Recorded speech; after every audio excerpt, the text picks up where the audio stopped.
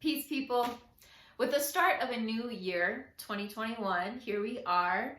It felt important to explore this topic of cultivating ritual. I don't really do resolutions, but I do ritual. So here we are talking about crafting ritual for wellness, emphasizing the we in wellness. Self-care rituals and community care rituals, I believe in their highest manifestations are one and the same. So when I'm caring for myself in ritual, I know in my highest awareness that I am positively affecting how I show up in community.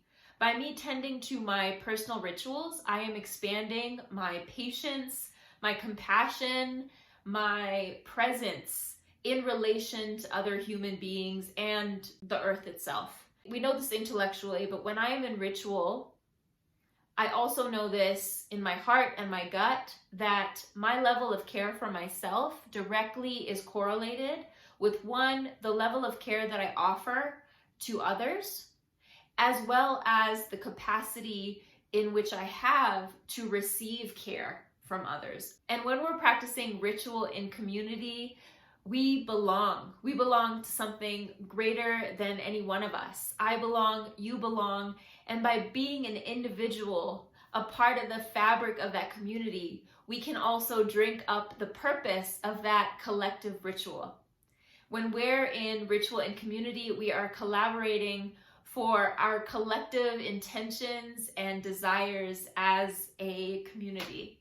Ritual is collaboration. That's how I've been thinking about ritual, as a collaboration between us and something greater than us. So when I am in ritual in solitude, I'm collaborating with the purpose, the intention, the meaning of the action that I am enacting.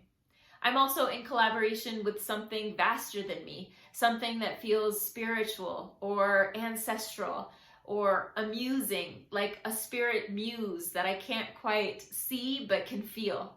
Whether I'm washing my face or I am filling out my discipline chart for the reasons in which I chose to commit to those things on my chart, or I'm preparing a meal to share with someone I care about, it becomes ritualized when I'm feeling that presence beyond me, when I'm feeling in inspiration, is what makes me feel like ritual. And creative practice is one of the primary ways in which I ritualize my life and the process of creation. I'm not always in ritual, and there are many things in which I do in my life that are not intentional, though I've really enjoyed thinking about what it's like to be in ritual in conversation. Being in conversation with another human being is a co-creative effort. A ritualistic conversation is one that has purpose and meaning beyond necessarily just trying to change someone's mind or prove something of oneself. I find myself needing to prove that I know certain things or that I'm smart or that I have a point to be made, and that I don't see as ritualistic conversation. What I do see as ritualistic conversation is when it goes beyond me, when I can come to a conversation with present curiosity and with trust in the unfolding of a collaborative experience that is a ritualistic conversation. When I'm in ritual with nature, I am collaborating with nature. I'm recognizing not only my humanly dependence on nature, but also my interdependence with nature. Whether I am watering my houseplants or sitting in my garden with the soil beneath my feet or listening to birds chatter, ritual for me in collaboration with nature is realizing our interconnection, how I am serving this piece of nature or nature around me and how it is also nourishing me. When I say a prayer before a meal, which my partner and I have been a lot more intentional in doing before our meal times this season, it is realizing that we are in collaboration with something that is beyond us, that is beyond our home, beyond the table that our food is on, that helped bring that food to our table. From the nutrients, or at least the sweet, sweet flavors of the food or the dessert or whatever it is that we're about to consume, to all the hands that contributed to bringing that food to us, from the farmers to the packagers to the grocers, and of course the hands that prepared it in its form. Morning ritual helps me realize that my day, more than just being something I've woken up to, is actually another chance to manifest my dreams and to step into and embody the person that I am wanting to be. Evening ritual, when I give it to myself every now and then, helps me take stock of my day. It helps me pause and acknowledge the bits of abundance that was sprinkled through my day, whether it be through conversations with my loved ones, or a text that made me laugh, or some affectionate touch that I received from my partner or someone I got to meet with that day, or even just the snow outside and the sun shining, or the comfort of my bed.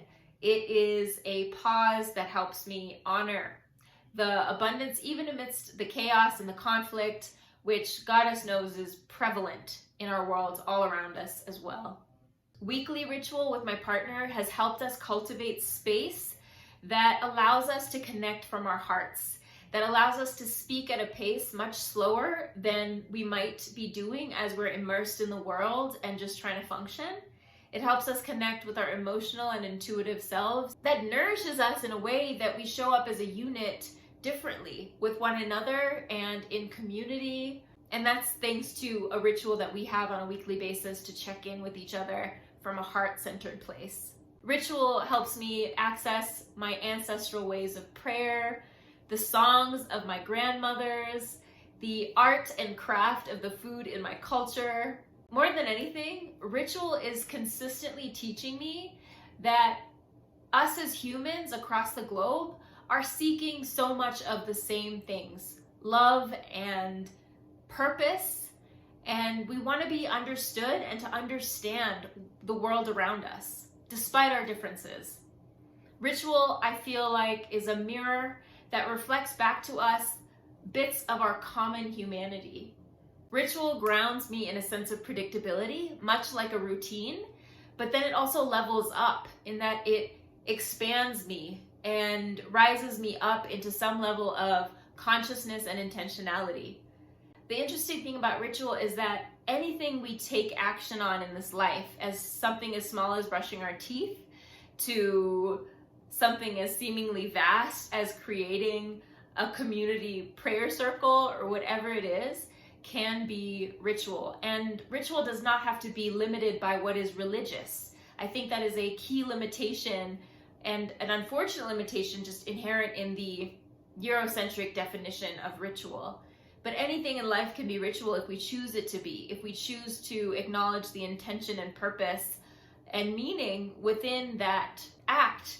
I can say that my intention is to infuse as many moments in my life with some sense of ritual, with some sense of presence and intentionality. It won't be every moment, and that's okay, but if there are more moments in my days where I can feel the ritual and feel the presence that is beyond me in that, goals. I hope this offers you some sense of inspiration, some sense of motivation to add more ritual to your life, and I hope you enjoy the other resources available here to explore ritual and how it may offer you a sense of purpose and meaning and vastness.